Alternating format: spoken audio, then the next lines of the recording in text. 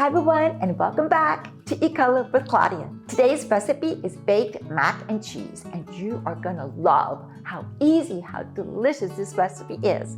I guarantee you, this dish is gonna make you so happy in more ways than one. It's creamy filling, cozy texture, cheesy flavor, and the perfect golden crunchy topping. And to make this dish even more special, we're gonna decorate the top of the casserole with these adorable, edible Phyllo dough roses. These are perfect for your birthday, for Mother's Day, really just to celebrate any day. We're gonna start with a dreamy trio of cheeses. Altogether, we're gonna need 5 cups. And each cheese plays an important role in this special dish. And I've already shredded up 1 1/4 cups of Gruyere cheese for a rich, nutty flavor, 1 1/4 cups of fontina cheese to make it extra creamy. And here I am shredding 2 1/2 cups of sharp cheddar cheese for that tangy, classic bite that we all love so much in a great mac and cheese. And here's a tip. Be sure you shred your own cheese versus buying them in the bags, because this way your cheese is going to melt so much better and it's going to be extra silky and a beautiful sauce. Once you've grated all your cheeses, place them in a large bowl. Then just give them a nice little mix and then scoop out 1 cup and reserve this for later on in the recipe. And now for the pasta. Once your pot of water has come to a boiling boil, go ahead and give it a salt and be generous. Now we're keeping this dish classic with good old elbow macaroni. And I love the DiCecco brand. Pour it in 1 pound. Stir it up and also set your timer. Cook your pasta 1 minute less than it says on the package directions, because this is going to cook more once it goes into the oven.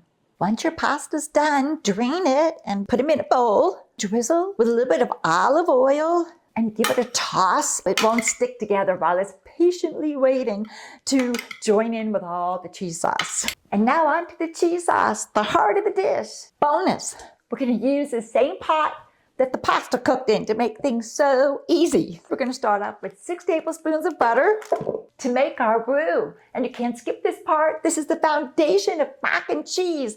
And this is what's going to make that cheese so silky and creamy. So let's go ahead and get this cheese melted. Now add in a 1/3 cup of flour and give it a stir to get rid of any raw flour taste. And now we're going to slowly add in cold milk, 1 cup at a time. Constantly keep the milk stirring while keeping your temperature on medium heat. In just a few minutes, you're going to have gorgeous white sauce. Here it is, thick, creamy, and beautiful. Now pull it off the heat and stir in the 4 cups of the cheese blend. And here's our little secret, a 1/4 teaspoon of smoked paprika. I know it's just a little bit, but oh man, does it make a difference. Now give it a stir, and all these flavors are gonna come together. Now add in all the cooked pasta. Give it another stir. Oh yeah, we're about ready to layer this now. Grab a 9 by 13 inch baking dish and butter the bottom and the sides. Now pour in about half of that mac and cheese. Spread it around.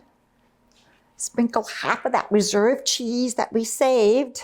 Now the rest of the mac and cheese. And spread it all around.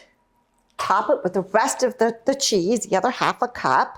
And now for that irresistible, crunchy topping. Grab yourself a little bowl, 1 1/2 cups of Japanese panko breadcrumbs, and 1/2 cup of Parmesan cheese, and give it a stir. And now just sprinkle it all on there, every last little bit. And 1 more quick step before we bake. Whoops! Preheat your oven to 350 degrees. Then we'll need a couple of tablespoons of melted butter. I've had it soak in here in hot water so that it would stay melted. Now, instead of pouring it all over, it's fun to lightly drizzle the butter in a swirl pattern, because as it bakes, it creates beautiful golden marks on top, and the swirl makes them look a little intentional and artful. Let's get this in the oven for 25-30 minutes, or until you're going to see it all bubble around the edges and the top is all going to turn nice and golden brown.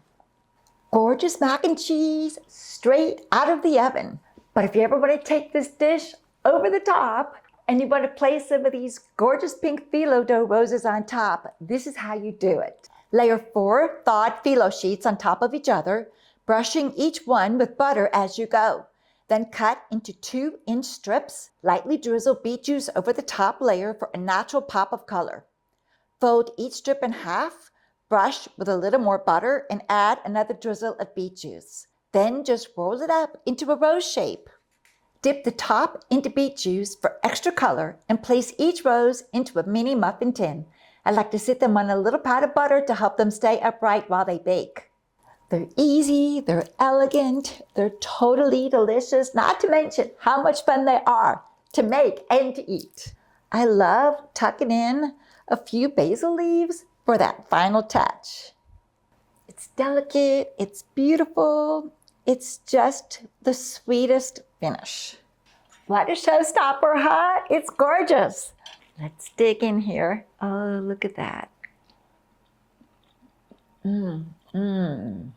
Creamy, cozy, and perfectly balanced. I need another taste. If